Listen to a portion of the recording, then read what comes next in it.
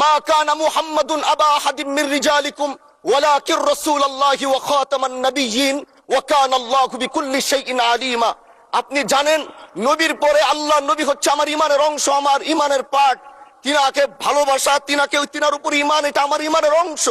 তিনি আমার শেষ নবী, যেটা কোরআন ঘোষণা দিয়েছে। নবীও বলেছে আনা খাতামুন নাবিয়্যিন আলা নাবিয়্যা বাদি, আমি শেষ নবী, আমার পরে কোনো নবী আসবে না। কিন্তু মাননীয় স্পিকার, দুঃখের সাথে বলতে হয়, বাংলাদেশের এরকম একটি পার্ট রয়েছে, যেই পার্টের এক অংশ মানুষ, তারা নবীকে অস্বীকার করে, তারা মুসলমান দাবি করে।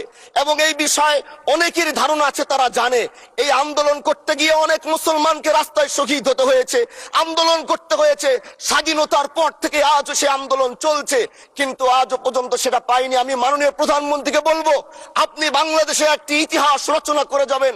আপনার মাধ্যমে যদি এটা স্বীকৃতি পায়, যারা নবীকে অস্বীকার করে তারা কোনোদিন মুসলমান থাকতে পারে না, এটা আইনের মাধ্যমে, এটা বাংলাদেশের পার্লামেন্ট থেকে ঘোষণা হবে, সেটা আমরা চাই।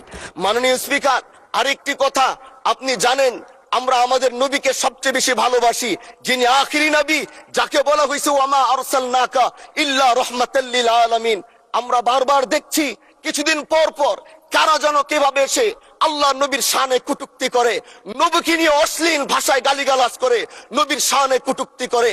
এই আন্দোলন, এই সংগ্রাম করতে গিয়ে আপনিও মাননীয় স্পিকার দেখেছেন, রাস্তাঘাটে আন্দোলন করতে গিয়ে কত মানুষ মৃত্যুবরণ করেছে। যদি একবার বাংলাদেশের আইনে, কারণ মুসলমান যদি আমাদের বাংলাদেশের পার্সেন্টেজ অনুযায়ী আমাদের অবশ্যই মুসলমানদের সংখ্যা এই দেশে অনেক বেশি। আমরা তো অন্য কিছু চাচ্ছি না। এই দেশের মানুষ নামাজ না পড়লেও যদি কেউ নবীকে কটূক্তি করে, তার কলিজা ছিঁড়ে যায়, সে রাজপথে নেমে যায়।